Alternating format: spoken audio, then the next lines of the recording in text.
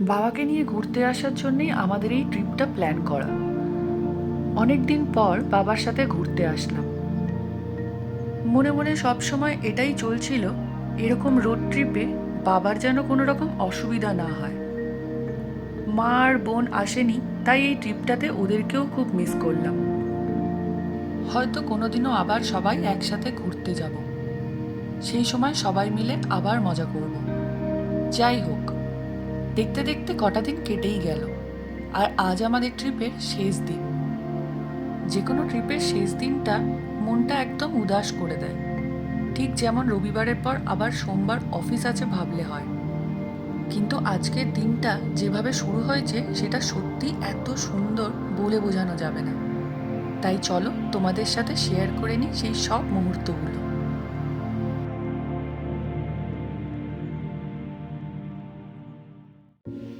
4:30টার সময় দুজনে ঘুম থেকে উঠে বেরিয়ে পড়েছি সানরাইজ দেখব বলে। ঘুম এখনো কাটেনি, কিন্তু আমরা এখন যাচ্ছি মানজাপাড়া ভিউ পয়েন্টে। আমাদের হোমস্টে থেকে 10-15 মিনিট দূরেই এই জায়গাটা। বাবা ঘুমাচ্ছে আর আমরা ঘুম চোখেই বেরিয়ে পড়েছি। সকাল সকাল বেরিয়ে সানরাইজ দেখতে আমাদের খুবই ভালো লাগে, তাই যেখানেই যাই সেই জায়গায় সানরাইজ আর সানসেট পয়েন্টটা আগে থেকেই আমরা খুঁজে রেখে দিই। আর এই আমরা অলমোস্ট পৌঁছে গেছি আমাদের ডেস্টিনেশনে। জায়গাটা একদম খালি, চারিদিকে কোনো মানুষজন নেই, একদম নিস্তব্ধ। এবার এখান থেকেই বেশ কিছুটা ট্রেক করে আমাদের এখন পাহাড়ের ওপরে উঠতে হবে সানরাইজ দেখতে। চলো তাহলে।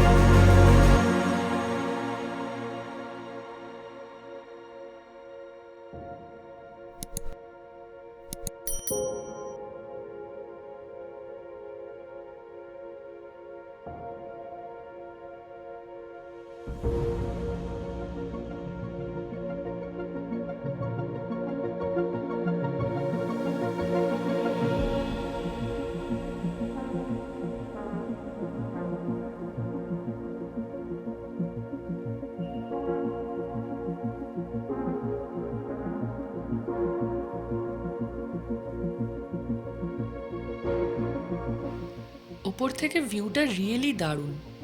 চারিদিকটা একদম শান্ত, শুধু আমরা দুজন পাহাড়ের উপরে। ভালো তো লাগছেই বেশ, কিন্তু মনে মনে চলছে আজ কি এই মেঘের মধ্যে দিয়ে সানরাইজ দেখতে পাবো আমরা? কিন্তু তারপর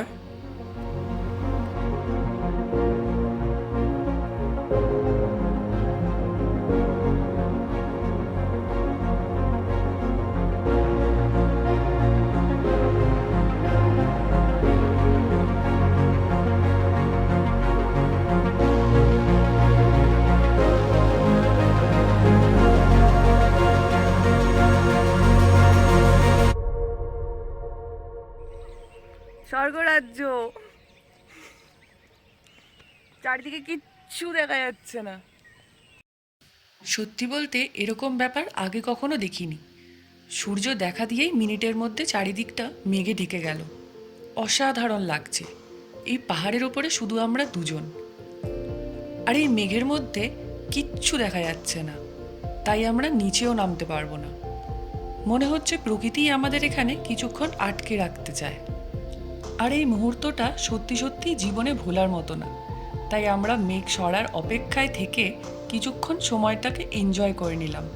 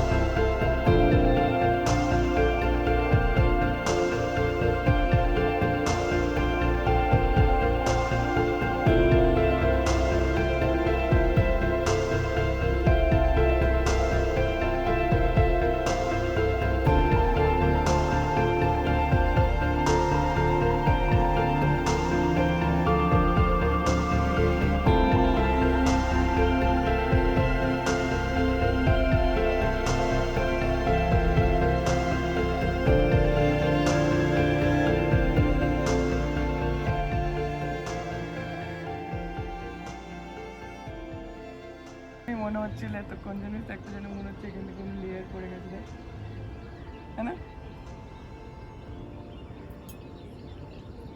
পুরো লেয়ারের মতো লাগছে, মনে হচ্ছে একটা পুরের গ্লোব টাইপের হয়ে গেছে আর আমরা মাঝখানটাতে বসে রয়েছি।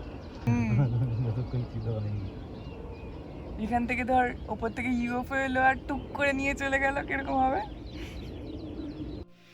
কিছুক্ষণ এইভাবেই বোকা বোকা গল্প করেই তারপরে দেখলাম আস্তে আস্তে মেঘ সরে যাচ্ছে, তাই নামতে শুরু করলাম।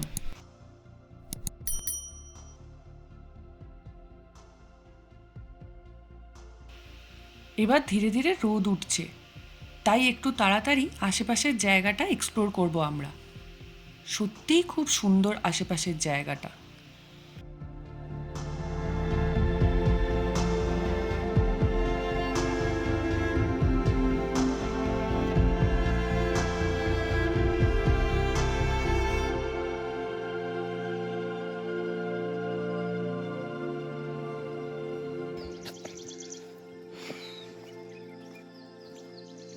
নিচে তো নেমে এসছে, একবারে ওইটায় যাব।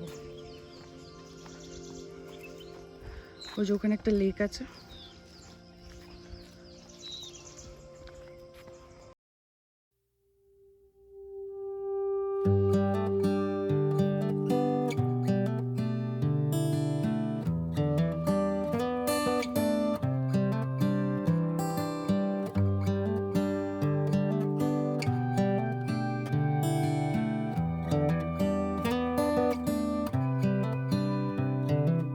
This is as good a day as any to start the rebuilding of life.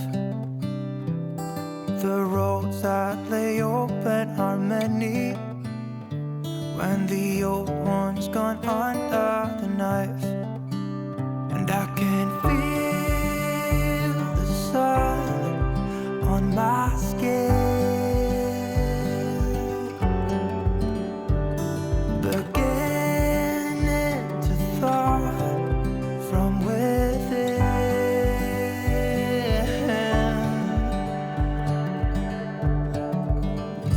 Today and not tomorrow, there's no time to borrow. Today is a good day to live. This morning has a clearer light as any to see the horizon in the far.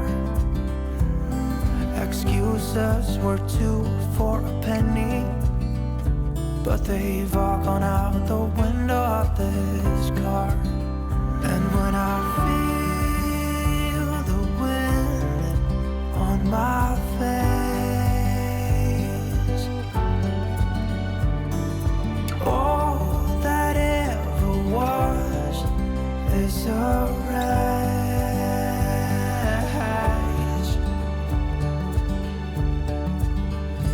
Today and not tomorrow, there's no time to borrow.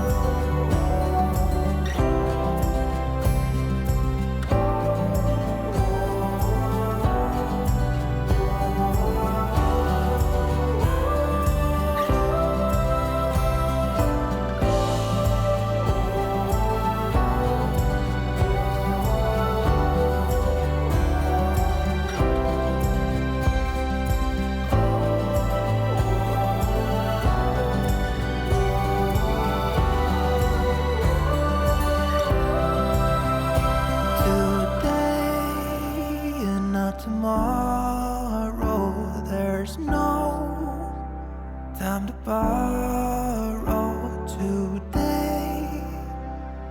Well, something's gotta give. Today is a good day today, and not tomorrow. There's no time to borrow today. Well, something's gotta give. Today is a good day today. It's a good day today. It's a good day to live.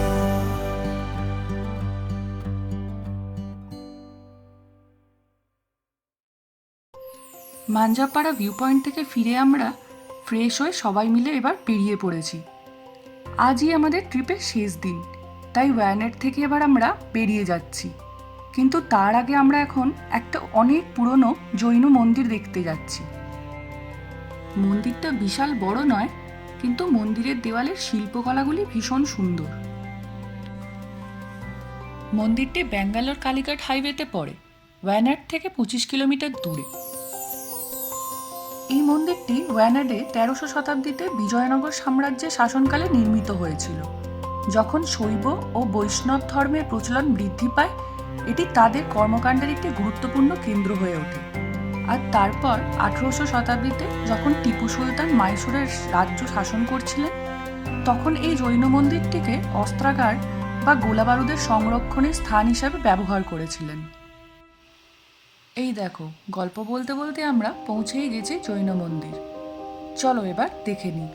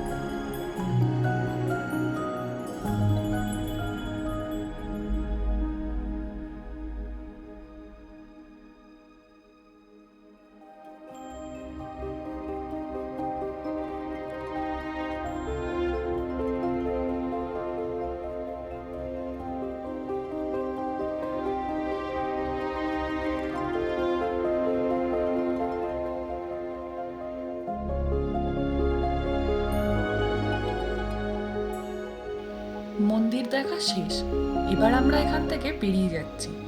বাবা গাড়িতেই বসে আছে। রোদের মধ্যে বাবার আর ঘুরতে ইচ্ছা করছিল না।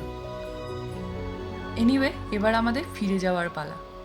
ওয়ানাডের জায়গাটা আমাদের বেশ ভালো লেগেছে।